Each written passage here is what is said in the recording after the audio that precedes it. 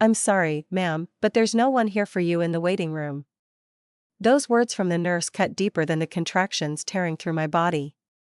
It was 3:42 a.m. on a Tuesday in January, and I was 7 hours into labor with my first child. Alone, not completely alone, I had the medical staff, of course. But as I lay there, gripping the hospital bed rails, I realized that despite sending the "it's happening" text to my family group chat hours ago, not a single person had shown up. Not my mother, who lived 20 minutes away. Not my sister, who had promised to be my birth partner. Not even my father, who had sworn he'd move heaven and earth to meet his first grandchild. I suppose I shouldn't have been surprised. After all, when I announced my pregnancy at 27, my mother had sighed heavily and said, "Oh, Ellie. Are you sure about this? You're barely established in your career." My sister Madison had rolled her eyes and muttered something about me always needing to be the center of attention. And my father? He'd simply folded his newspaper more tightly and asked if I was keeping it. Keeping it. As if my son was an inconvenient stray dog I'd brought home. But I'm getting ahead of myself. Let me back up. My name is Eleanor Sullivan, and 5 years ago, I committed the apparent cardinal sin of having a baby while single. I was an associate editor at a publishing house in Chicago, making decent money, with a small but comfortable apartment. I'd been dating Michael for 8 months when I found out I was pregnant, despite using protection. He wasn't ready for fatherhood and made that abundantly clear by ghosting me after our "I'm pregnant" dinner. I decided to keep the baby, not out of some noble choice or religious conviction, but because something in me just wanted this child. I'd never been the type to dream about motherhood, but once I knew about the little being growing inside me, I couldn't imagine any other path. My family, however, treated my pregnancy like a teenage catastrophe rather than an adult woman's choice. "You're throwing your life away," my mother said during one of our increasingly tense Sunday brunches. She was picking at her eggs Benedict, barely looking at me. "You know single motherhood is a one-way ticket to poverty, right? Never mind that I had a college degree, a stable job with benefits, and savings. Never mind that millions of women successfully raise children on their own. In the Sullivan family, appearances were everything, and an unmarried daughter with a baby wasn't the right appearance. My sister Madison, 2 years younger and working her way up the corporate ladder at a prestigious consulting firm, was perhaps the most overtly hostile. "I can't believe you're doing this to Mom and Dad," she hissed at me during a supposed baby shopping trip that turned into a lecture. "Dad's partners at the firm are going to have a field day with this gossip. And how do you think this makes me look?" I remember staring at her, standing in the middle of Bye Bye Baby, surrounded by tiny onesies and plush toys, wondering how my pregnancy could possibly be interpreted as something I was doing to them, rather than something happening in my life. As my due date approached, the temperature from my family dropped even further. My mother declined to host a baby shower, citing her busy schedule with the hospital board. My father avoided being alone with me entirely. And Madison? She made a point of mentioning her weekend plans whenever I brought up the impending birth, as if preemptively explaining why she might be too busy when the time came. But they all said the right things in public. "Of course we'll be there for the birth," my mother chirped at her book club when one of the ladies asked. Family is everything to the Sullivans. I wanted to believe them. Maybe I was just being hormonal and oversensitive. Maybe when they saw the baby, everything would change. And so, when my water broke at 8:30 p.m. that Monday night, I dutifully sent the group text, "Heading to Northwestern Memorial now. Baby Sullivan is on his way." 3 little dots appeared from my mother's number. Then disappeared. Nothing else. I called my sister from the Uber. Straight to voicemail. I called my father. "Ellie. I'm in the middle of dinner with the Hargroves. Can I call you back?" "Dad, I'm in labor. I'm going to the hospital." A pause. "Right now? Is someone taking you?" "Yes, I'm in an Uber." Good, good. "Well, let us know when there's, news." That was it. "No, I'll be right there." "No, we're on our way." 8 excruciating hours later, at 4:52 a.m., my son Jackson came into the world with a powerful cry that seemed to announce, I am here, whether you're ready or not." The nurses were kind enough to take photos. One of them, an older woman named Ruth with salt and pepper hair and hands that had likely helped deliver hundreds of babies, held my hand when I couldn't stop crying after Jackson was placed on my chest. "Sometimes family is who shows up, honey," she said quietly. "And sometimes it's who you make." I didn't fully understand what she meant then. I was too exhausted, too overwhelmed by the tiny human now depending on me for everything. But as I lay in that recovery room, scrolling through unanswered texts and missed calls to my family, the realization began to sink in. Jackson and I were on our OWN. My mother finally called at 9 a.m. "Eleanor?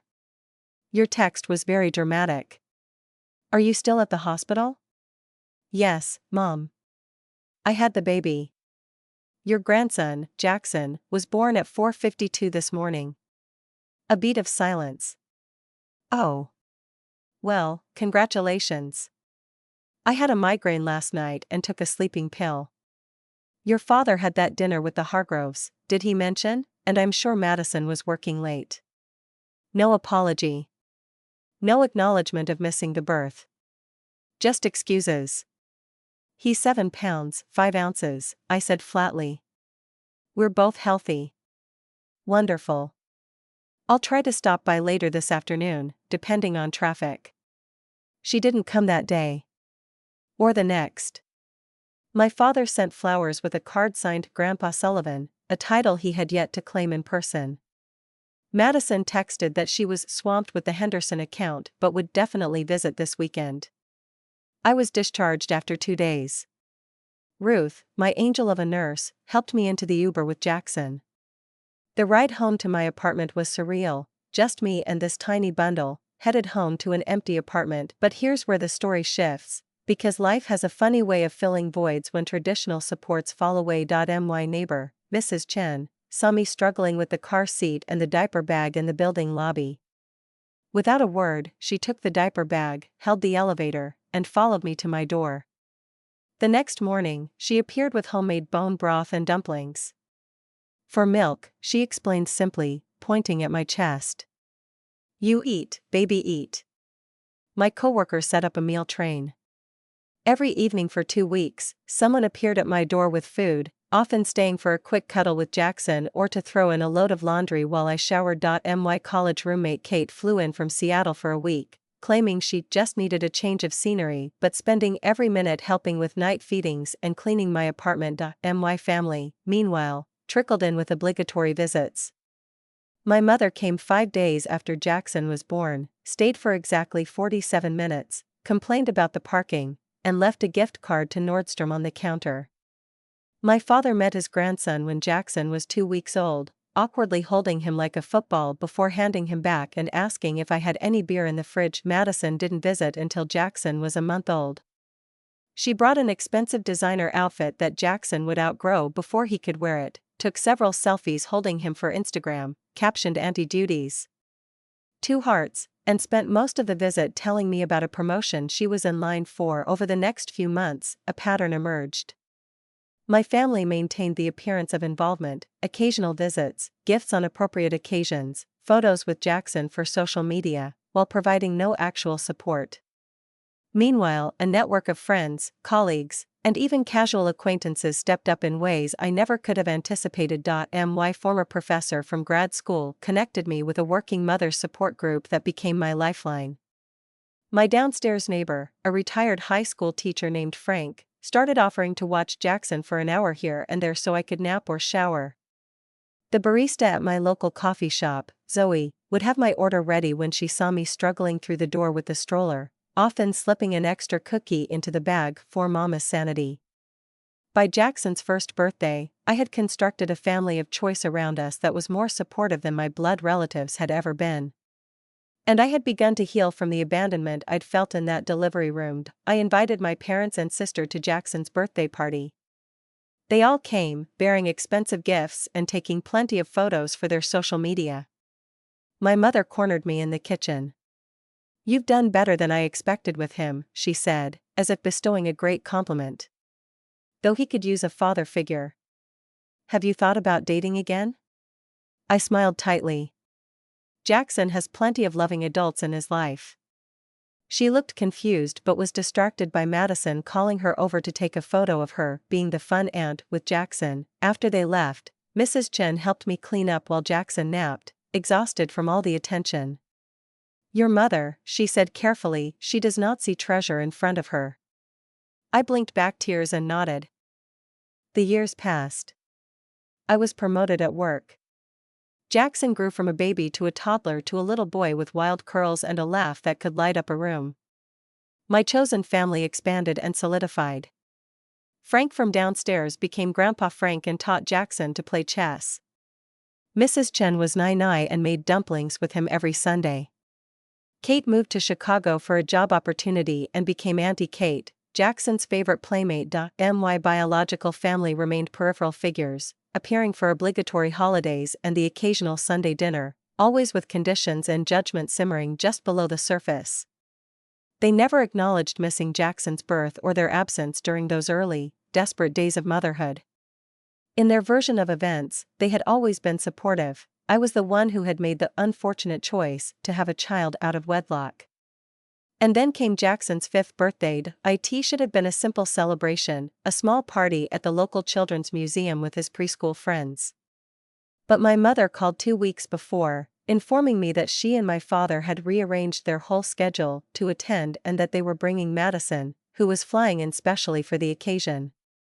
"We'll take him shopping beforehand," she announced. "Your father wants to get him that electric toy car, you know, the one children can actually sit in and drive." I frowned. "Mom, we've talked about this.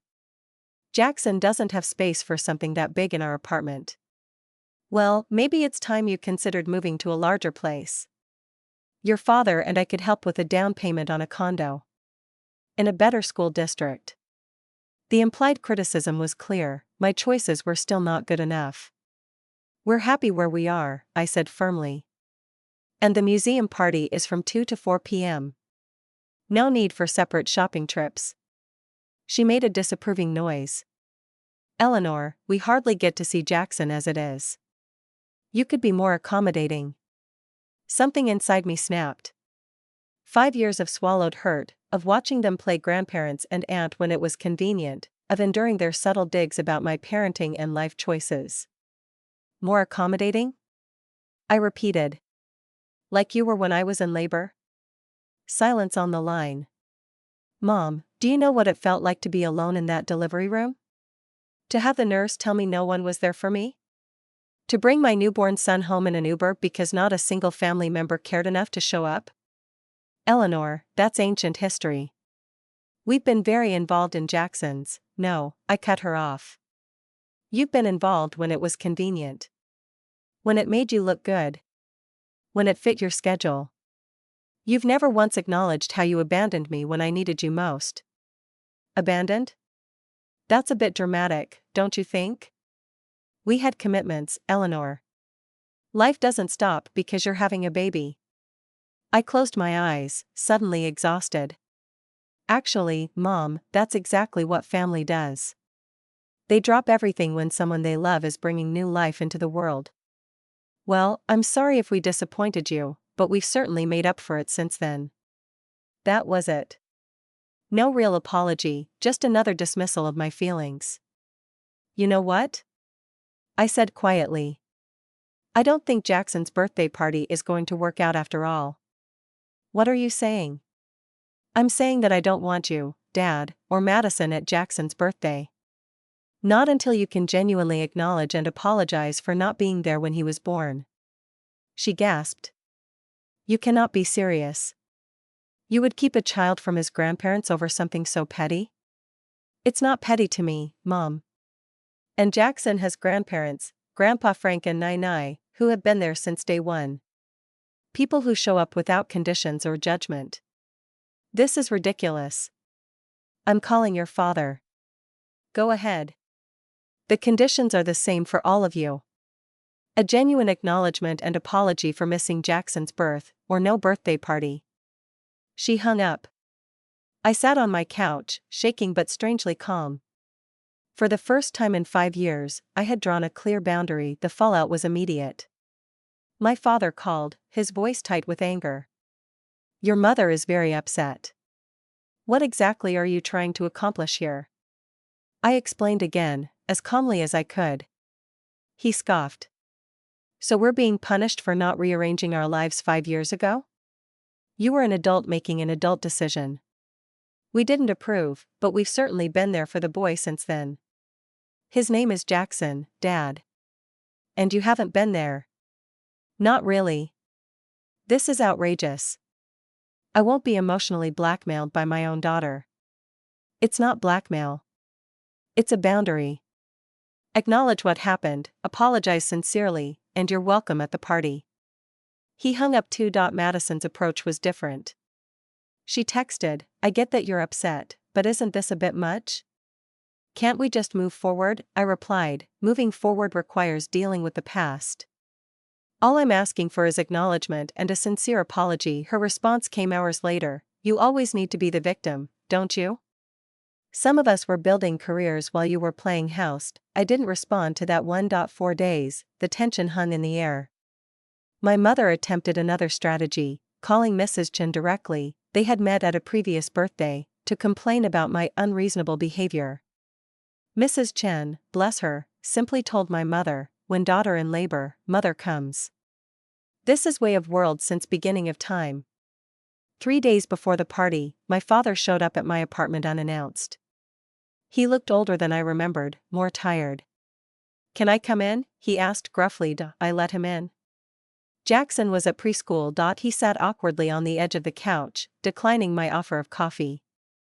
For a long moment, he just looked around the apartment, taking in the artwork on the fridge, the toys neatly sorted in bins, the photographs on the walls, a life he had been only peripherally part of. Your mother and I have been talking, he finally said. She's still very upset. I waited. I've been thinking about what you said. About the night Jackson was born. He cleared his throat. I was at that dinner with the Hargroves. It was important. Bob was considering bringing me in on a major client. I nodded, unsurprised that he was starting with justifications. But the truth is, he continued, his voice dropping slightly, I could have left. I got your call, I knew what was happening, and I chose to stay at the dinner. Because it was easier. Because I wasn't sure how to be there for you in that situation. He met my eyes for the first time. I was wrong, Ellie. I should have been there. It's haunted me more than you know, missing Jackson's birth. By the time I realized my mistake, it felt too late to acknowledge it. I felt tears prickling behind my eyes but stayed silent. I'm sorry, he said simply. I failed you as a father that night. And I've been trying to make up for it without ever admitting it, which isn't fair to you or to Jackson. The tears spilled over then. 5 years of hurt didn't disappear, but something shifted. Thank you, I whispered. He reached over awkwardly and patted my hand. Your mother, she's struggling with this more than I am. She has her own reasons for how she acted. But I'll be at the party, with or without her. I want to be a real grandfather to Jackson, if you'll let me.